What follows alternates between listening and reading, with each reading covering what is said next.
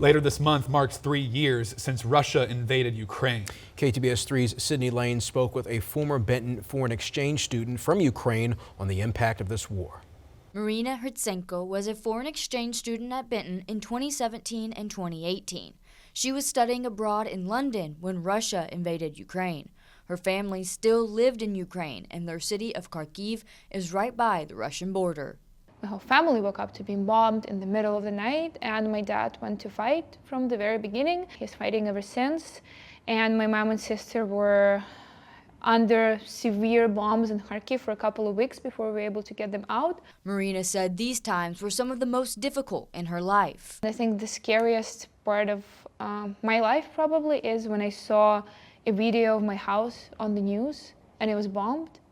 And I could not get a hold of my mom, my younger sister for a couple of hours. So I didn't know if they were alive or dead, but thankfully they were alive. Marina reached out to her former host family from Benton to see if they could help. The Benton community and surrounding areas were able to raise money to get Marina's mom and sister to safety in Portugal, while her dad continued to fight.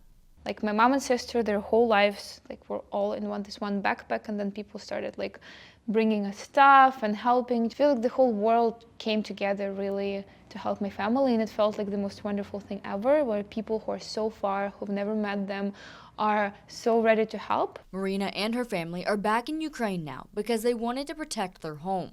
Marina works for the government, advocating for her home country. So I'm working now in the parliament on the US-Ukraine relations and defense. So I actually bring some members of parliament and some soldiers from the front lines to the Capitol Hill to talk to members of Congress and senators, to advocate and to share what they think and what is going on in Ukraine. Marina and her family live in fear most days while protecting their home, but they are hopeful for a peaceful future. I really hope that, we're going to have a strong Ukraine soon that is peaceful and that where no one else is going to try to attack us. Peace talks are expected to happen in the coming days.